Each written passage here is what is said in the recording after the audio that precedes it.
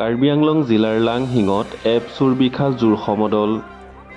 বড়ো শান্তি চুক্তিৰ সকলোবোৰ দফা 100% সম্পূৰ্ণ ৰূপায়ণ কৰা।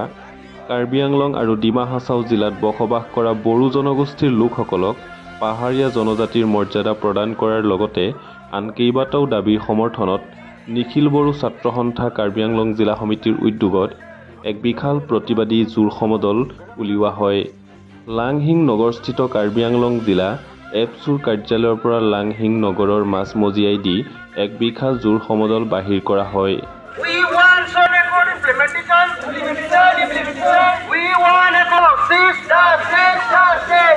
কাৰ্বি আংলং জিলা সমিতিৰ সভাপতি কল্যাণ ৰাভা ব্ৰহ্মৰ নেতৃত্বত লাংহিং নগৰৰ মাজেৰে উলিওৱা এই বিশাল জোৰ সমদলত কাৰ্বি আংলং জিলা বড়ো অগ্ৰণী সংগঠনসমূহৰ নেতৃবৃন্দৰ লগতে স্থানীয় বড়ো ৰাইজে অংশগ্ৰহণ কৰে।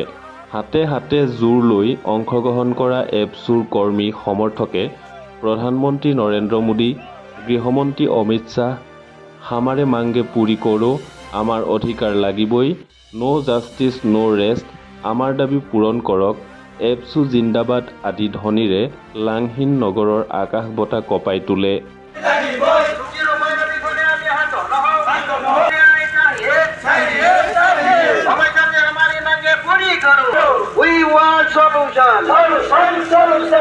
আমি নিখিল বড়ো ছাত্ৰ সন্থা কাৰ্বি আংলং ডিষ্ট্ৰিক্ট কমিটি আজি আমি জোৰ সমদল ইয়াত সমাপন কৰিছোঁ। নিখিল বড়ো ছাত্ৰ সন্থাৰ উদ্যোগত তথা অল আসামতে আজি জোৰ সমদল ইয়াত সমাপন কৰা হৈছে। আমি অলৰেডি আমাৰ জোৰ সমদলটো ইয়াত সম্পূৰ্ণ কৰিলোঁ আৰু ইয়াৰ লগতে আমি আমাৰ নিখিল বড়ো ছাত্ৰ সন্থাৰ যিখিনি দাবী তথা BTR ৰেকৰ্ডত থকা যিখিনি দাবীসমূহ এই দাবীসমূহ ৰূপায়ণ কৰিবলৈ আমি অসম চৰকাৰ ভাৰত চৰকাৰক দাবী জনাইছোঁ। আৰু ইয়াত আমাৰ কাৰ্বি আংলং ডিষ্ট্ৰিক্টৰ সকলো আমাৰ অভিভাৱক সংগঠনবিলাকে জড়িত হৈ আছে আৰু লগতে আমাৰ ৰাইজ ওতঃপ্ৰোতভাৱে ইয়াত আহি আমাৰ লগত সহযোগী কৰিছে। ইয়াৰ বাবে আমি ইয়াকে বিচাৰোঁ যে আমাৰ ৰাইজ এতিয়া বহুতো সমস্যাৰ লগত জড়িত হৈ আছে, কিয়নো আপোনালোকে আমি সকলোৱে গম পাওঁ BTR ৰেকৰ্ডত থকা আমাৰ যিখিনি দফাসমূহ এতিয়াও সম্পূৰ্ণভাৱে ৰূপায়ণ হোৱা নাই। গতিকে প্ৰথমে আমি BTR ৰেকৰ্ডৰ সকলো দফাসমূহ আখৰে আখৰে ৰূপায়ণ হ'ব লাগে বুলি আমি দাবী কৰিছোঁ। কাৰ্বি আংলং ডিষ্ট্ৰিক্ট নিখিল বড়ো ছাত্ৰ সন্থাৰ লগতে আমাৰ ইয়াত 11টা জাতীয় সংগঠন আছে। এই সকলো সংগঠনৰ তৰফৰ পৰা আমি দাবী জনাইছোঁ অসম চৰকাৰৰ লগতে ভাৰত চৰকাৰক, কিয়নো 2003 আৰু 2022 দুটা অলৰেডি একৰ্ড হৈ গ'ল।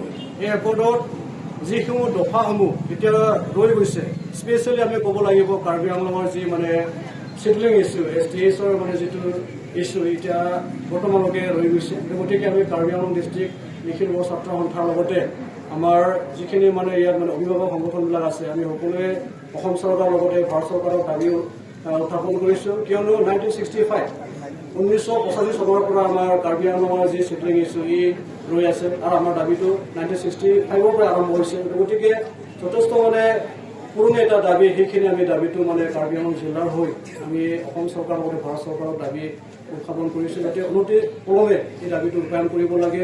ইয়াৰ লগতে আমি সকলোৱে গম পাওঁ BTR ৰেকৰ্ডত থকা যিখিনি দফাসমূহ বহুতো ৰৈ গৈছে।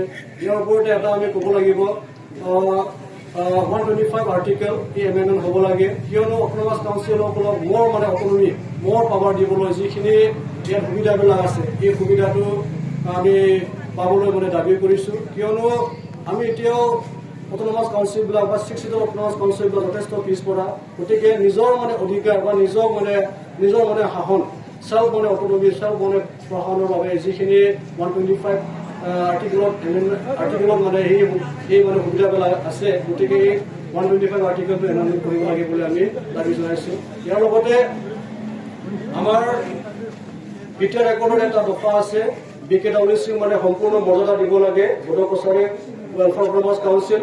গতিকে অসম চৰকাৰৰ অধীনত থাকিলেও অসম চৰকাৰে এতিয়াও এই দফাটো সম্পূৰ্ণৰূপে ৰূপায়ণ কৰাত মনোযোগ দিয়া নাই। গতিকে অসম চৰকাৰক আমি দাবী জনাইছোঁ যে BKWCৰ সীমাটো নিৰ্ধাৰণ কৰিব লাগে আৰু পূৰ্ণাংগ মৰ্যাদা BKWCক দিব লাগে। গতিকে সেইখিনি আজিৰ জোৰ সমদলৰ জৰিয়তে আমি সকলোৱে দাবী জনাইছোঁ। আৰু লগতে আমাৰ বিটিআৰ ৰেকৰ্ডত থকা আমাৰ LP স্কুল, ME স্কুল, হাই স্কুল, কলেজ এইসমূহ মানে প্ৰভিঞ্চিয়েলাইজ কৰিব লাগে, কিয়নো দফা আছে। গতিকে অসম চৰকাৰে বা ভাৰত চৰকাৰে এই দফাসমূহ ৰূপায়ণ কৰাত অলপ মনোযোগ দিব লাগে, অলপ মানে ইচ্ছা প্ৰকাশ কৰিব লাগে। কিন্তু ইমান দাবী কৰাৰ স্বত্তেও অসম চৰকাৰে এতিয়াও মানে এই দাবীসমূহ সম্পূৰ্ণ কৰিব পৰা নাই। গতিকে অসম চৰকাৰক আমি অনুৰোধ কৰিছোঁ যাতে আমাৰ মনৰ বেদনাবোৰ, আমাৰ সমস্যাবিলাক বুজি পায়। গতিকে এই দাবীসমূহ ৰূপায়ণ কৰাত আমি সকলোৱে সহজ কৰি আমি দাবী জনাইছোঁ। আৰু ইয়াৰ লগতে আমি গম পাওঁ আমাৰ ট্ৰাইবেল সমাজ যথেষ্ট পিছপৰা, বৰ্তমানেও আমাৰ ট্ৰাইবেল লোকসকল ফৰেষ্ট ৰিজাৰ্ভত আছে। গতিকে এই ৰিজাৰ্ভত থকা আমাৰ সকলো মানে ট্ৰাইবেল লোকসকলক এফালে ফৰেষ্ট ৰাইট এক্ট 2006 জৰিয়তে মাটিৰ পট্টা প্ৰদান কৰিব লাগে বুলি আমি দাবী কৰিছোঁ। আৰু ইয়াৰ লগতে আমাৰ যথেষ্ট মানে বিটিআৰ ৰেকৰ্ডত ৰৈ যোৱা এটা দফা বিশ্বনাথ আৰু শোণিতপুৰৰ বহু গাঁও বৰ্তমানলৈকে অসম চৰকাৰে মানে গাঁওসমূহ বিটিআৰত মানে যিখিনি অন্তৰ্ভুক্ত কৰিব লাগে সেইখিনি কাম এতিয়াও মানে কৰি দিয়া নাই। গতিকে বিশ্বনাথ আৰু শোণিতপুৰৰ সকলো গাঁওসমূহ বিটিআৰত মানে অন্তৰ্ভুক্ত কৰিব লাগে বুলি আমি দাবী জনাইছোঁ। আৰু লগতে আমি কাৰ্বি আংলং ডিষ্ট্ৰিক্ট নিখিল বড়ো ছাত্ৰ সন্থা লগতে আমাৰ কাৰ্বি আংলং ডিষ্ট্ৰিক্টৰ অগ্ৰণী বড়ো সংগঠনৰ তৰফৰ পৰা আমি বিটিআৰ ৰেকৰ্ডৰ সম্পূৰ্ণ দফাসমূহ ৰূপায়ণ কৰিব লাগে বুলি দাবী জনাইছোঁ। কিয়নো আমি দেখা পাইছোঁ যিখিনি এতিয়া সমস্যা অসমত বাৰ্ণিং ইছ্যু চলি আছে, এই বাৰ্ণিং ইছ্যুৰ মানে আমি দেখা পাইছোঁ এতিয়া চব জনগোষ্ঠীক লৈ কিনে অসম চৰকাৰে এটা ট্ৰেণ্ডটো মানে বেলেগ দিশত এটা লৈ যাব বিচাৰিছে। গতিকে আমি আশা কৰিছোঁ বিটিআৰ ৰেকৰ্ডত থকা যি দফাসমূহ মৰ্যাদা দি কিনে বা একে মানে পেৰেলি হৈ যাব লাগে। ইয়াত মানে আমি দেখা পাইছোঁ মানে কাম কৰাত অসম চৰকাৰ বা ভাৰত চৰকাৰ যথেষ্ট মানে লেহেম গতিত আগবাঢ়িছে। গতিকে আমাৰ দাবীটো এইটোৱে, অতি শীঘ্ৰে অতি পলমে বিটিআৰ ৰেকৰ্ডৰ সকলো দফাসমূহ ৰূপায়ণ কৰিব লাগে। সেইখিনি আজি জোৰ সমদলৰ উদ্দেশ্যটো এইটোৱে। আৰু ইয়াত আমি সকলোৱে শান্তিপূৰ্ণভাৱে জোৰ সমদলটো সমাপন কৰিছোঁ।